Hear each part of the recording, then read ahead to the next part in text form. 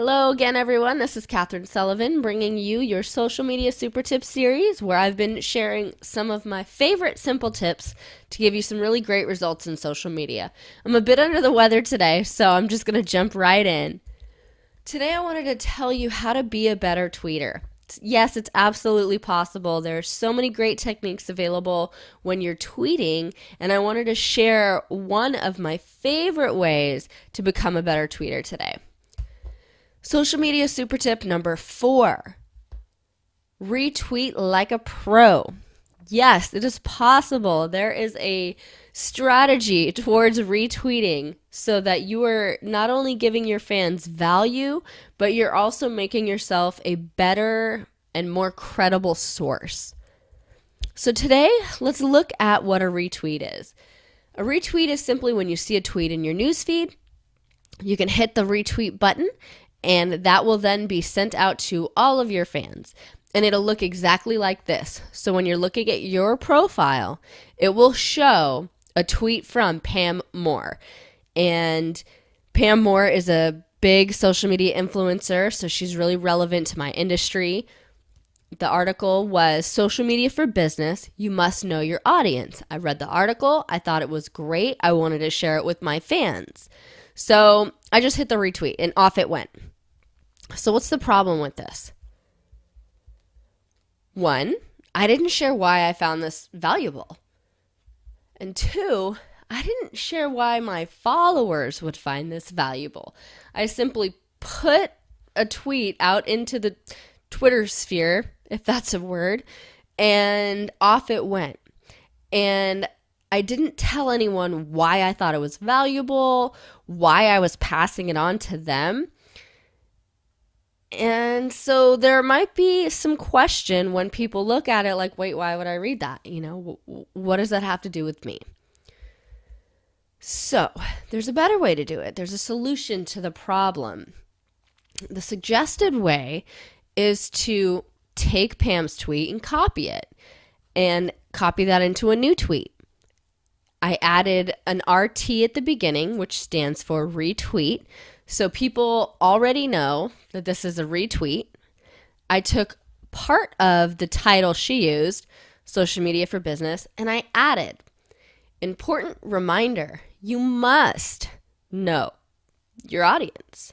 So then I linked back to the article and I added via, at, and then Pam's Twitter name. So 2 things happen here.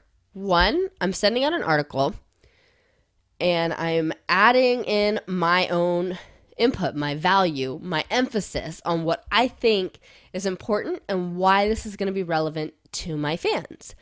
I also added her name using the at mention, and that's going to notify Pam that I'm sending out this article. And so she's going to get a notification. Instead of just a retweet, it'll show, hey, Catherine Sullivan sent out this tweet, mentioned that you were the source for it. So she sees that I'm retweeting her content. It's a great way to get noticed by influencers. And this is also a really great way to show my fans, like, hey, I'm reading these articles for you. I know what's important. I know what's relevant. Check it out. So here's a little hot tip, and you got to write this down. This is very important when it comes to Twitter. You have to save room for people to create a retweet for you. What I mean by that is you get 140 characters. It's not a lot. And a lot of times we want to use all 140 characters, but I would advise you to not do that. Use 120, maybe 130. And what you're doing there is you're giving someone else, someone who's reading your tweet, the opportunity to come in and tweet that content, adding their own emphasis, adding the RT, and then giving you credit using the via at mention. So they need to have a little bit of space, a little bit of leeway. And if you're using the whole 140 characters, if they want to add their own thoughts to your tweet, they're going to have to chop up the original tweet. They may take some words out, they may abbreviate some words, and it could be a pretty poor reflection on what you were really trying to say. So make it easy for people to retweet you by sticking to that 125 character limit, and that way it's easier for people to add their own emphasis to a tweet. So let's look at the difference in how this is going to look on my personal Twitter profile. These are my tweets that I had sent out. The top one is how I actually wanted it to be. It shows that it came from me, but I still gave credit to Pam. The first one is from Pam, and it just shows it's her face on my Twitter feed. And it doesn't really tell my fans why I thought it was relevant. So you can see right here, and now it also, here's another little tip that I forgot to mention. When you retweet something, you cannot delete it. You do not have the option. You've simply retweeted it into the Twitter sphere and it's gone. When you create your own tweet, you then have the option to delete it. And I think that's really important, especially if, and this has happened before, let's say you send out a tweet and you didn't read the article. You're just like, oh, that's relevant, RT, just you wanted to get some content out there. Well, the problem is that article could not be what you thought it was. It might not be of value. It may not have any content whatsoever. It may just kind of be a dead link. And you just tweeted that out to your fans. You don't want that to represent you. They're going to disvalue what you're saying. People are going to click on that link and think, wait a minute, why is she retweeting this? This is totally irrelevant. This has nothing to do with what the tweet said it was. And so then you're just kind of devaluing your brand. And you don't want to do that. You want to be credible. You want to be providing relevant information to your fans. So something to keep in mind when you're doing that. And again, when you're writing your own tweet, you're still giving credit. You're still sharing information. You have the option to control the delete. Ooh, excuse me. So let's pop into a tutorial. I just wanted to show you really quickly how simple this can be. And I've already got a tweet up for us. I did my research ahead of time. So I went ahead and did a search here for the social media hashtag, which is something that's really relevant. Clearly, I'm in the social media industry.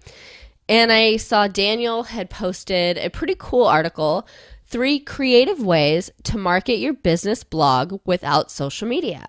So I clicked on his link and I read the article, and it's basically talking about how to market your blog offline. And I think that's great because a lot of times we just focus on social media, and that's some ways, but another way is to let people know offline. So I want to retweet this out to my fans. So instead of just clicking retweet, I'm just going to hit reply. And this is going to make it easier for me. So I'm going to copy his tweet. I'm going to pop down here in my reply to. I'm going to paste it in there. Let me scroll down real quickly.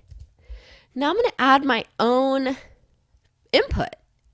So 3 ways to market your business blog. And I'm going to put without social media. And I'm going to delete these bad boys because they are not relevant. 3 ways to market your business blog without social media. And then I'm going to add in, I like to add a little bracket so people know where I'm putting my input. Important reminder for offline marketing. Ooh, and I'm cutting it close there, so that might not work. So let me